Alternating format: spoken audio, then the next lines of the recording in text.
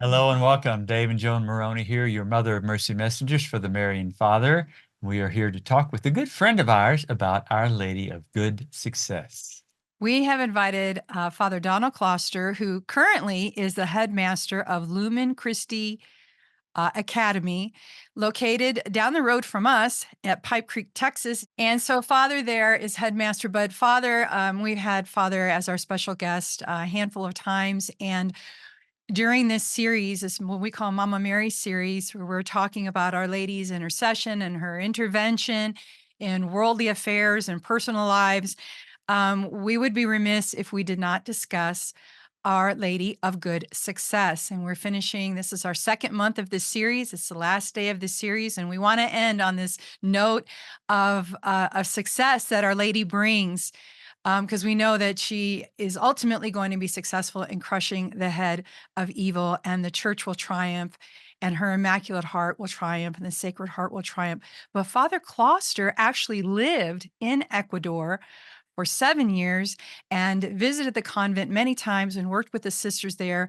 So we couldn't think of a better person to share with us what was going on, what's been going on, and the message of Our Lady of Good Success. Father Kloster, welcome, and thank you for joining us. We've got the map up, so maybe you could, fill us in on Ecuador just a little bit, the capital city and Right. Where the So convent's located.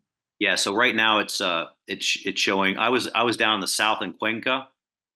I'm sorry, down in the south here in Guayaquil, and I went to Cuenca a lot, which is over here to the east, and then really would fly into Quito, which is where the sisters are in Quito. Right there, we're zooming in, and it's only about, if you were to able, say you could drive in a tunnel under the mountains, it would probably take you 3 hours. But by car up the mountain, it takes you 8 hours. So I never made that drive. It just didn't make sense to me to make the drive to Quito, and I would fly in. Wow, that's beautiful. Now let's talk a little bit about the convent. It was formed in January 13th, 1577. In 1576, five foundresses left Spain and they traveled to the New World, you know, to evangelize and to bring Catholicism there. Traveling with them was the niece of one of the foundresses, 13-year-old at the time, Mariana Francisca Torres y Berriochoa. Is I say it right? Oh, yep. Right.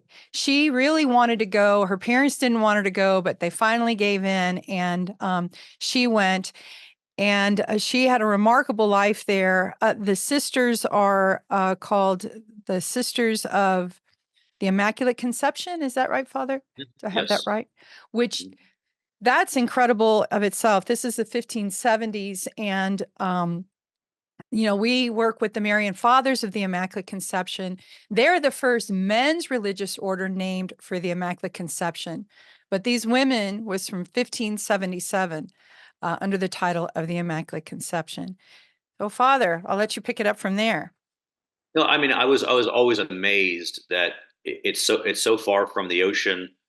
They had to climb into the mountains to found Quito, and the beautiful structures there, the artisans they had there. And I had a painting in my church in Guayaquil that was given to me by the Archbishop of Guayaquil, and it was a copy of a famous artist there, Murillo. And I actually found the original in one of the monasteries in Quito. There's just so much history that they had one of the few uh, choral and Gregorian chant choirs that was the quality of Europe. It really, Ecuador is a lost jewel in many ways.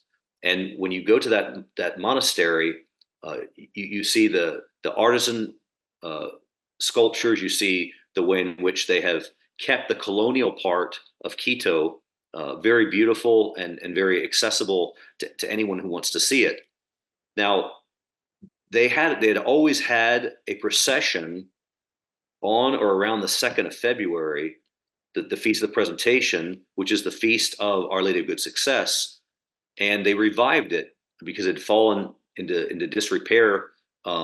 Nobody was coming in the 70s, and it took till 1998. They had 30 people that got together and said, we want to revive this pilgrimage around the city into the chapel.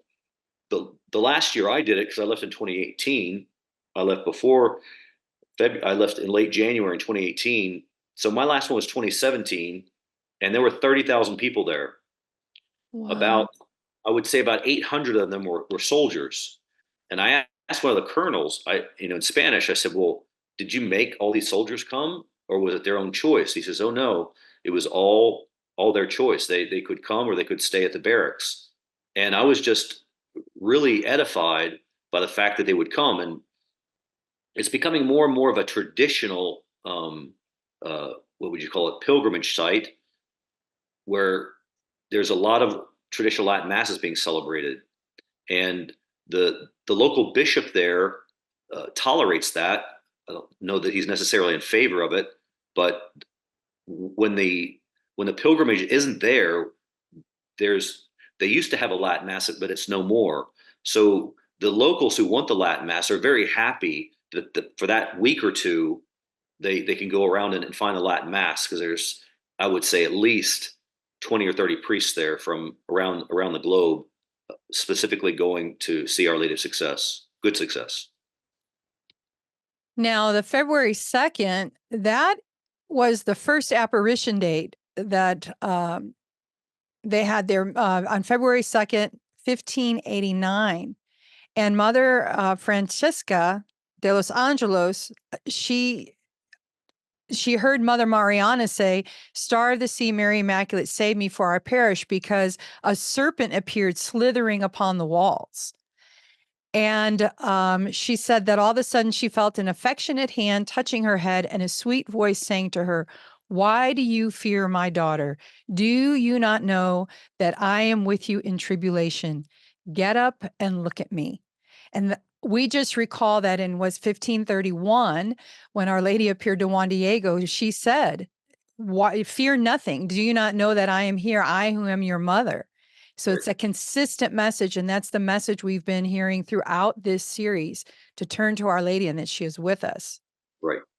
No, very much so. And I think the thing that's so amazing about it is they have her in the church for part of the year, and then on February 2nd, after all the festivities are done, they bring her back up into the convent where the sisters alone have her in her presence, have Our Lady in their presence.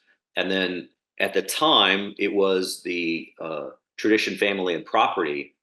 The leaders of the tradition, family, and property were in charge of transporting her up and down. And we're talking about the miraculous statue. And now I believe it's the Franciscans, because in antiquity, it had always been the Franciscans who did it. So now the Franciscans are back doing it, and apparently the Franciscan who's in charge has been very friendly with some of the traditional priests, SSPX and fraternity, who are there with their pilgrims to make this trek with Our Lady. And she has such a sweet face. That's the thing that struck me the most, because I got to see her up closely, and I got to go up into the choir loft where the sisters pray a couple of times, and it was just a very special, intimate way to see Our Lady of Good Success up closely. Now, the statue was completed, they say, by the angels, right, Father? I mean, that's what they say. That's what tradition holds. So yes. the man who was making the statue, he actually left, I think, to go back to Spain to get materials and paints to finish it. When he came back, he saw that it was finished.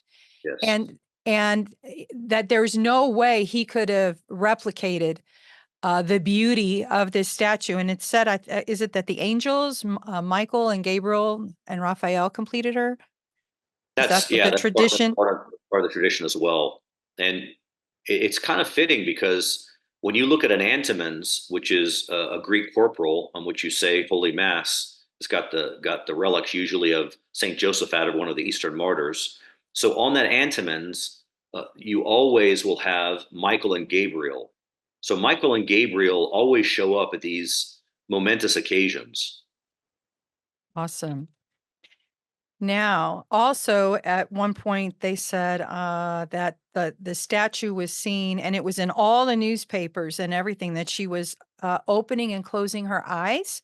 It was Correct. very well documented. That was on July 28th in 1941. Faithful in Quito say that they have seen the Virgin of Good Success open and close her eyes. Several faithful were engaged in their prayers. They were surprised and declaring that they had seen the Virgin of Good Success placed above the main altar of the church, opening and closing its eyes. Yes.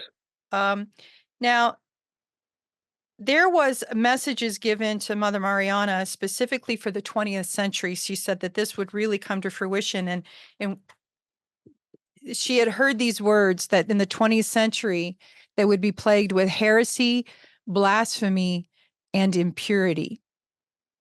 Yes. Does And then anybody? and then those prophecies came true, which we were talking about earlier. The prophecies about women dressing like men and men dressing like women, and then the disobedience in the family. That children would be disobedient to their parents, and they actually would turn out worse than their parents. And of course, parents always hope their children turn out better than them. All right. So why do you know why she's called Our Lady of Good Success? The good success in the sense that all of us are called through her intercession to make it to heaven. And that's really the final end of having a good success. And also, Father, so there were all the five foundresses. Now, Mother Mariana, they're all incorrupt. Is that Mm-hmm. right? Correct. So, and if you read the story of it, Mother Mariana was persecuted terribly.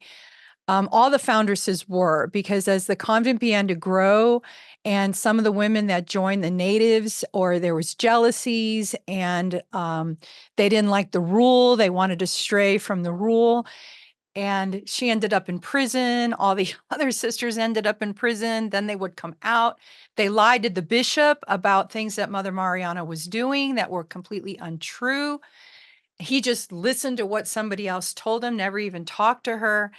But in the end, we see that out of that suffering and out of that persecution, they persevered in love.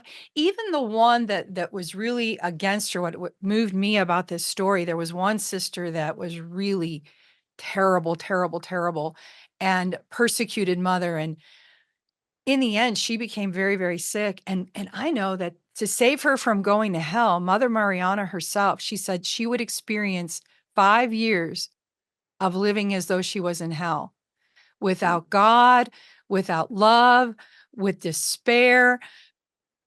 I can't even, but she weathered through all that, and you could never tell by her countenance that she was suffering so greatly, but it was to save this enemy of hers, this persecutor of hers, from entering into an eternity of hell, that she would end up suffering in purgatory, this nun, this bad nun, but that she would be saved from going to hell. And that was the sacrifice that Mother Mariana made. Do they keep these stories alive about the holiness of these foundresses, Father, or has that gotten lost? Or what's the situation there, since you've worked with the sisters? No, they absolutely do. And one thing that strikes you is their devotion to Holy Mass. They try to have the traditional Mass as much as they can. And the fact that even though they do have the Novus Ordo and there's not a lot of fruit with convents that are attached to Novus Ordo, they've always gotten vocations. So I think that's a great testimony to the nuns. They have their rule of life and the spirit of their foundresses. They're not they're not dying off as are other convents around them. Exactly. Now, Our Lady gave a big promise about Ecuador, and you mentioned that earlier. What was that? She prophesied, as with Portugal, that the faith would always remain in Ecuador. And I told you here a few minutes ago that Fatima and Portugal is guaranteed to keep the faith.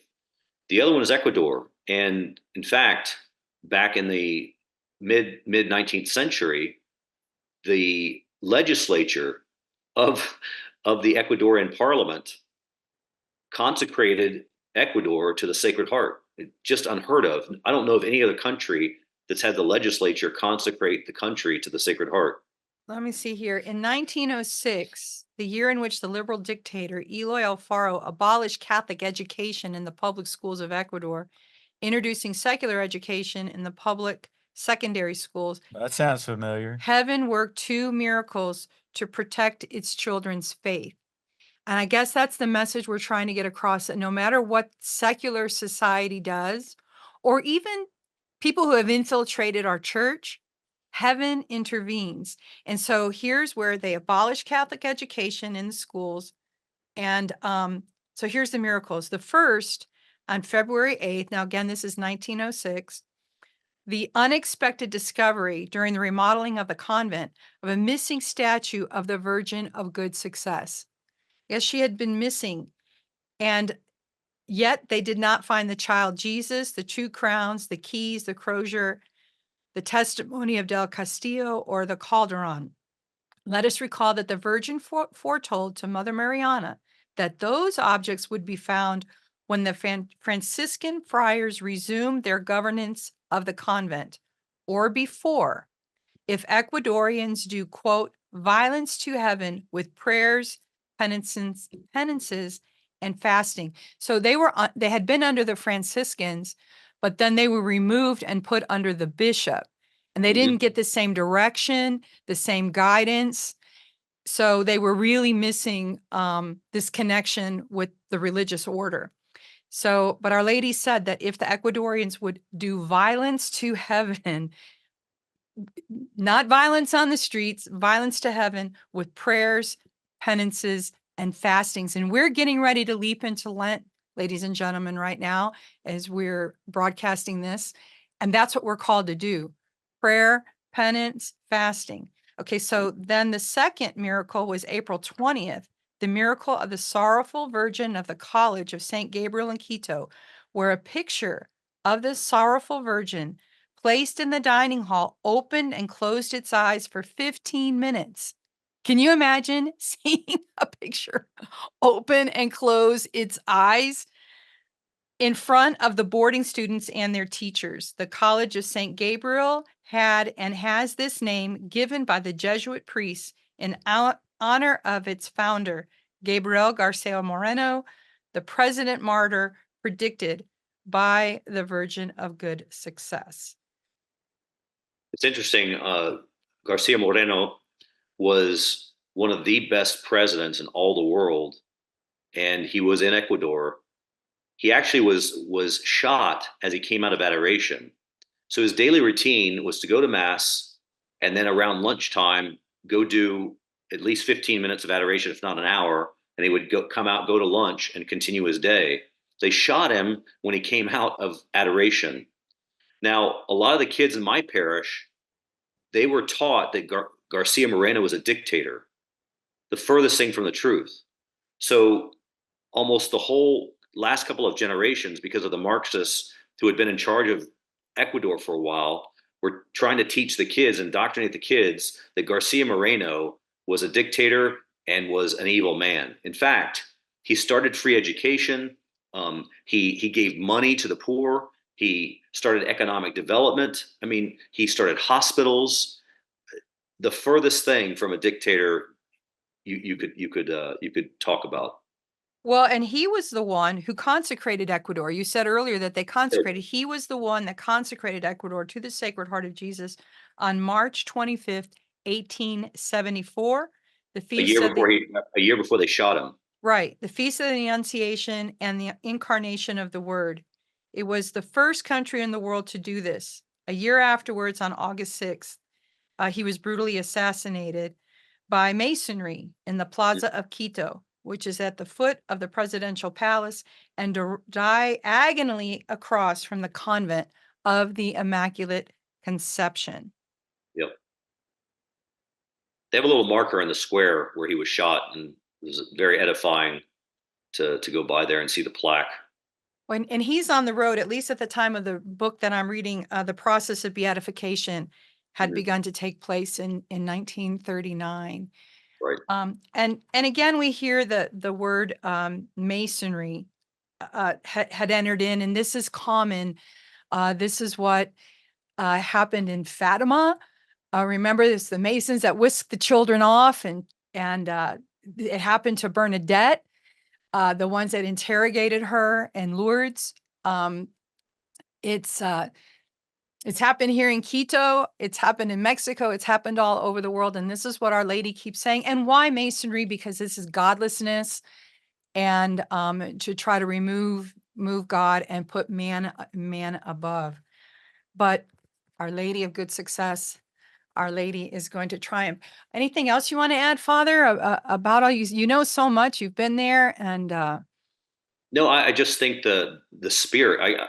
I would encourage anyone to try to go next year, and it's the spirit there is unmistakable. It's palpable. You see the devotion of the people. The streets of Quito are definitely blessed and honored by Our Lady's intervention, and it's one of my favorite. I mean, of course, the big three: Guadalupe, Lourdes, and Fatima. But I think Our Lady of Good Success has to be high on anyone's to do list, their bucket list.